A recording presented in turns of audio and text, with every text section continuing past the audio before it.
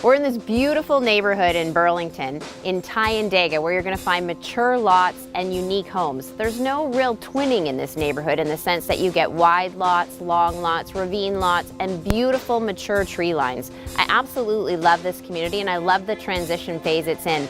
We're seeing our boomers exit, and we're seeing young families come in and put a new flair on homes.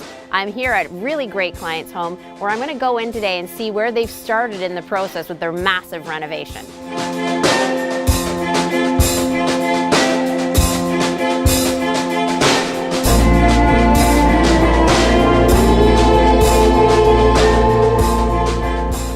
Welcome home. I'm Sarah Logue, here on behalf of Team Logue and Remax Escarpment. I'm joined with my fabulous homeowners, Rick and Jen, and we're here in this gorgeous, mature neighborhood where they have bought what I would call an interesting purchase.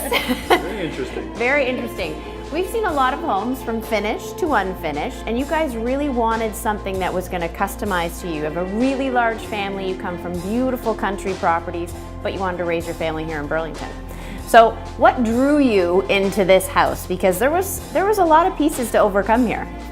I think what drew us was the potential that it was a clean slate. The 70s look that the house had, and the indoor pool, and the everything about it that was fairly quirky. It was a potential for us to make it our own, right? So instead of buying somebody else's kitchen, somebody else's renovations, it was a chance to have something that was solid with the structure on a beautiful forested lot in a great mature neighborhood, and we just figured that we had the vision, so we're not afraid of renovations. Rick, you've done this once or twice before, so it's not overbearing for you, but what are some of the steps you could sort of coach someone on? Here's what I know I need to do when I'm looking at a major reno like this. I think the first thing is to get confirmation that the house is structurally sound. Right. I think that's an important thing, that there isn't anything that's going to come up that's related to the foundation or water. And I mean, even if there is, I guess that can be solved as well. But I think for us it was knowing that we could work with something that was already structurally sound. And then the reality is, having great partners. Cynthia Zorek, from an architect right from the beginning when we were looking for a house. Exactly. So one of the things we did early on is we said we know we're going to do this, so let's get an architect we can trust who will help us and show up at some of these viewings and give us her professional opinion before even an inspection. So we're in this gorgeous kitchen. Yeah, the selling point, definitely. Like you and I walked in here and we're like, yes. Yeah, bingo. If you Nailed love 70s tiny original appliances that don't work, this was the one. And it makes you wonder, what were they thinking in the original floor plan to keep the kitchen so small? In lifestyle now, where we have these huge open concept kitchens, and we walked through the whole house, and this was like the last room we walked into, and we thought, how come this massive house had such a small footprint for the kitchen? So I'm really excited to see how you're going to give Jen her dream kitchen off of this. Right.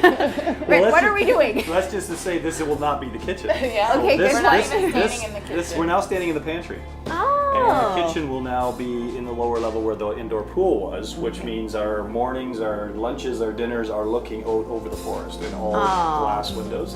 Brilliant. So it'll be wood steps down into the kitchen from the pantry, from a mudroom, from a side door. So this is just going to be storage. That's exactly what it should be. Why would you want to have the room you spend all the time in, right, with your family, cooking, entertaining, looking out at nothing, when your view is absolutely spectacular? Absolutely. Amazing. Yeah, absolutely. Absolutely amazing. This is what really caught my interest when you pulled the exterior drawings. Right. I think so many people forget when they're looking at a renovation project, they think floors, counters, appliances. They don't always think windows, doors, exterior trim, and you've really thought about it. Give me a little bit of background on Yeah, I that. think a big part of it is that when you start feeling good about your house as soon as you drive up. So if your interior can look fantastic and if the exterior is kind of bleh, then I think it's tough. So for us, curb appeal is important, right? And the other thing about it was we wanted to transform this property because of the forest, because of the pond down below, into more of a chalet lodge feel. Right. So our designer in kind of the first draft here, I think, has done a great job in incorporating a steel roof.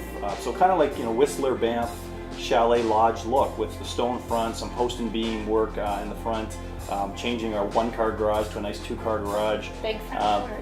Big front porch Perfect. for us to be able to sit out and be out front now with our neighbors instead of hiding in the back. Right. Yeah, such an important thing. Yeah, so a complete transformation in terms of what the curb appeal will look like and what the exterior will look like, and it's going to be fantastic. So my commute for my next vacation is 10 minutes instead of 10 hours. Exactly, I'm just coming here. Airbnb. That's right. Winter or summer, I'll be here. All Absolutely. right. Very cool, guys. Thanks so much for sharing. Really appreciate it.